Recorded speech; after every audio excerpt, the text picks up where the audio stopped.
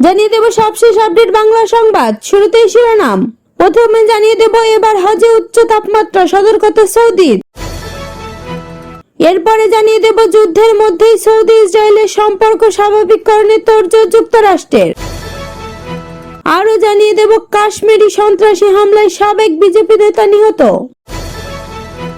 এরপরে জানিয়ে দেব রাফায় ট্রাপে ফেলে 15 ইসরায়েলি সেনাকে হত্যার দাবি কানসাম ব্রিগেডের। সর্বশেষে জানিয়ে দেব পদত্যাগের হুমকি দিলেন ইসরায়েলি মন্ত্রী। এতক্ষণ শুনছিলেন সংবাদ শিরোনাম, এখন থাকছে বিস্তারিত। আগামী মাসে অনুষ্ঠিত হতে যাওয়া হজের সময় সৌদি আরবের তাপমাত্রা অনেক বেশি থাকতে পারে। এই বিষয়ে সতর্কতা করেছে সৌদি ন্যাশনাল সেন্টার অফ মেটেরিওলজির প্রধান আইমান গোলাম। আসন্ন হজে উচ্চ তাপমাত্রার জন্য সতর্ক করে প্রস্তুতি গ্রহণের পরামর্শ দিয়েছেন তিনি। আইমান গোলাম বলেছেন যে এবছর হজের মৌসুমে চলবে জুনের 24 থেকে 29 তারিখ। হজের মৌসুমে সৌদি আরবে বছরের সবচেয়ে গরম সময়ের সঙ্গে মিলে গেছে। বছরের এই সময়ে সাধারণত সৌদি আরবের তাপমাত্রা এবং বাতাসের আর্দ্রতা দুটোই অনেক বেশি থাকে।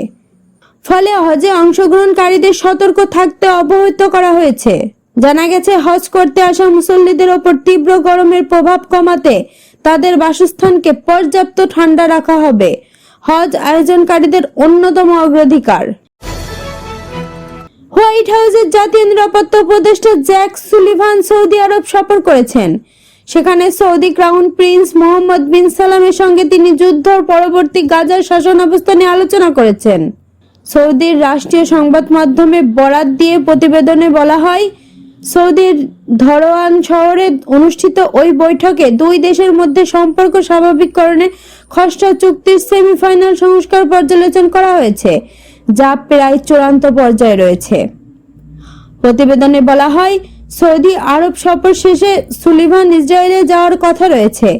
প্রতিবেদনে আরো বলা হয়, এক সিনিয়র মার্কিন কর্মকর্তা গণমাধ্যমকে বলেছে, জ্যাক সুলিভান ও ক্রাউন প্রিন্স জেরুজালেম এবং রিয়াদের মধ্যে একটি স্বাভাবিককরণ চুক্তির মধ্যস্থতার জন্য দীর্ঘস্থায়ী মার্কিন প্রচেষ্টা নিয়ে আলোচনা হওয়ার কথা।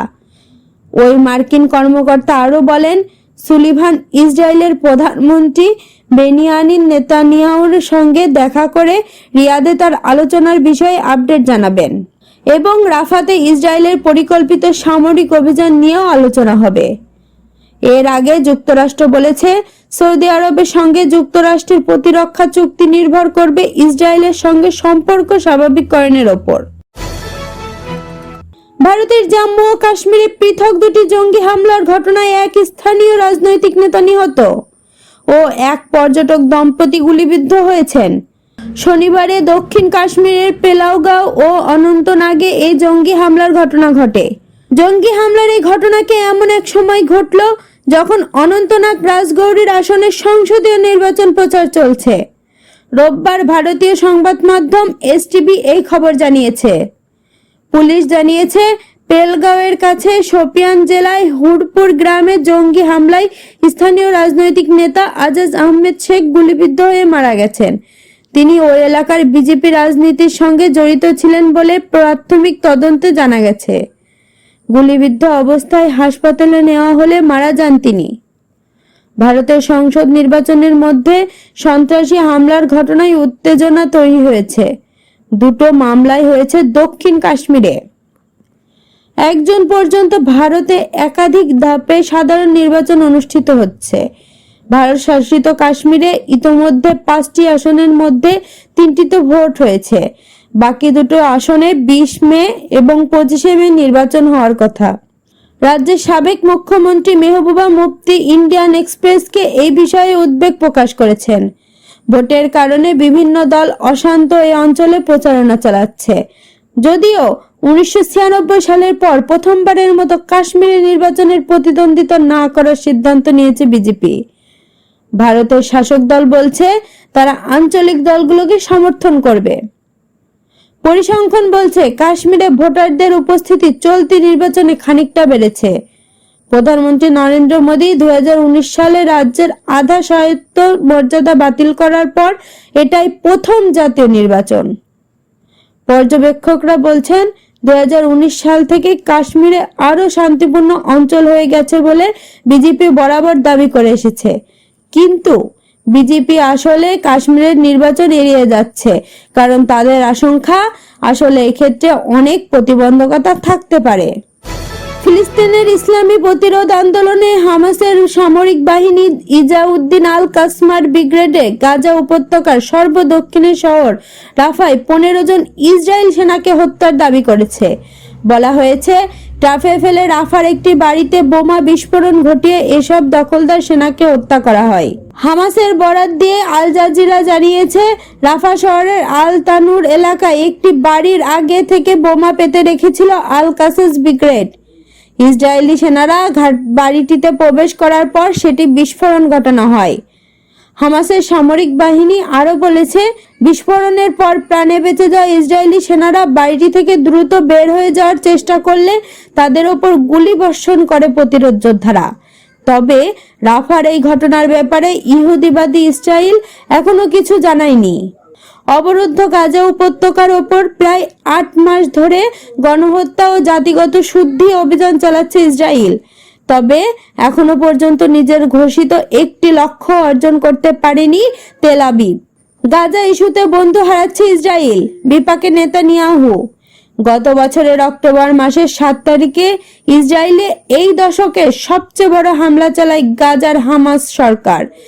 এর পরপরই গাজায় বিমান হামলা ও স্থল হামলা শুরু করে ইসরায়েল।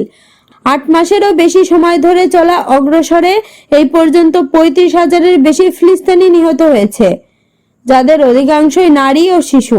আহত 79,000 ছাড়িয়েছে। এই গণহত্যা বন্ধের আহ্বান জানিয়েছে জাতিসংঘ সহ বিভিন্ন দেশ ও সংস্থা। জাতিসংঘ সতর্ক করে বলেছে, গাজায় 22 লাখ অধিবাসী দুর্ভিক্ষের ভয়াবহ ঝুঁকিতে রয়েছে। দ্রুত ত্রাণ পৌঁছাতে না পারলে বিশ্বকে জবাবদিহি করতে হবে। ইসরায়েলের প্রধানমন্ত্রী বেনিয়াম নেতানিয়াহুর গাজা উপত্যকার জন্য যুদ্ধ পরবর্তী কোনো পরিকল্পনা গ্রহণ না করলে মন্ত্রিসভা থেকে পদত্যাগের হুমকি দিয়েছে দেশটির যুদ্ধকালীন মন্ত্রিসভার সদস্য বেনি গাঞ্জাত। এই ধরনের একটি পরিকল্পনার মাধ্যমে কৌশলগত লক্ষ্য অর্জনের জন্য 8 জুন পর্যন্ত সময় বেঁধে দিয়েছেন তিনি। এই লক্ষ্যের মধ্যে রয়েছে গাজায় হামাসের শাসনের অবসান এবং সেখানে একটি বহুজাতিক বেসামরিক প্রশাসন প্রতিষ্ঠা। বেনি গাঞ্জাত বলেন, আপনি যদি ব্যক্তির ওপর জাতীয় স্বার্থকে রাখেন তাহলে সংগ্রামে আমাদের অংশীদার হিসেবে পাবেন, কিন্তু আপনি যদি ধর্মান্তর পথ বেছে নেন এবং জাতিকে রসাতলে নিয়ে যান তাহলে আমরা সরকার থেকে চলে যেতে বাধ্য হব।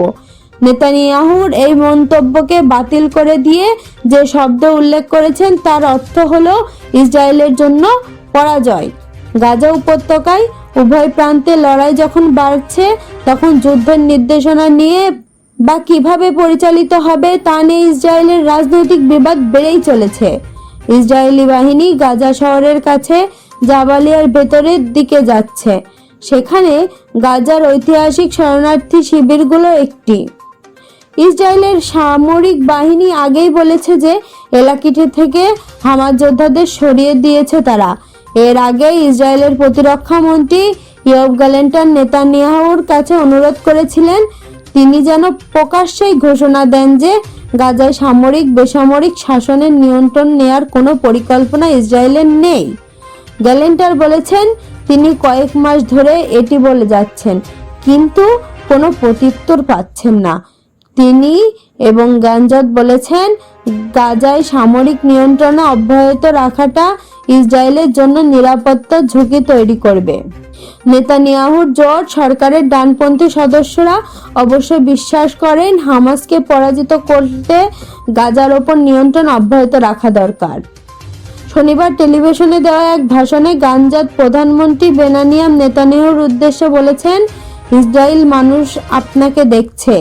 অবশ্যই ইহুদিবাদ ও অবিশ্বাস, ঐক্য ও বিভক্তি, দায়িত্ব ও অরাজকতা, বিজয় কিংবা বিপর্যয়ের মধ্যে একটিকে বেছে নিতে হবে।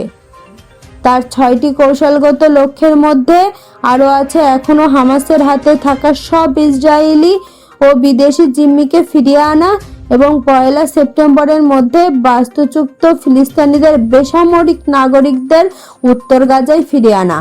তিনি একই সাথে বলেন যে ইসরায়েলি সৌদি আরবের সাথে সম্পর্ক স্বাভাবিক করার চেষ্টা অব্যাহত রাখা উচিত। তার মতে এটি করতে হবে ইরান ও তার সহযোগীদের বিরুদ্ধে মুক্ত বিশ্ব ও পশ্চিমাদের নিয়ে একটি জোট গড়ার সম্মিলিত প্রচেষ্টার অংশ হিসেবে। এই বক্তব্যের জবাবে নেতানিয়াহু বলেছেন, গঞ্জাতের দাবি যুদ্ধের অবসান ঘটাবে এবং ইসরায়েলের পরাজয় নিয়ে আসবে, জিম্মিদের পরিত্যক্ত করে ফেলবে, হামাসকে অক্ষত রাখবে এবং ফিলিস্তিনি রাষ্ট্র প্রতিষ্ঠার দিকে নিয়ে যাবে। গত 7 অক্টোবর হামাস ইসরায়েলের অভ্যন্তরে ঢুকে 1200 মানুষকে হত্যা ও অনেককে জিম্মি করার পর ইসরায়েলের এই যুদ্ধকালীন মন্ত্রিসভা গঠন করা হয়েছিল। এরপর ইসরায়েলের অভিযানে গাজায় 35,386 জন নিহত হয়েছে বলে হামাস পরিচালিত স্বাস্থ্য মন্ত্রণালয় জানিয়েছে।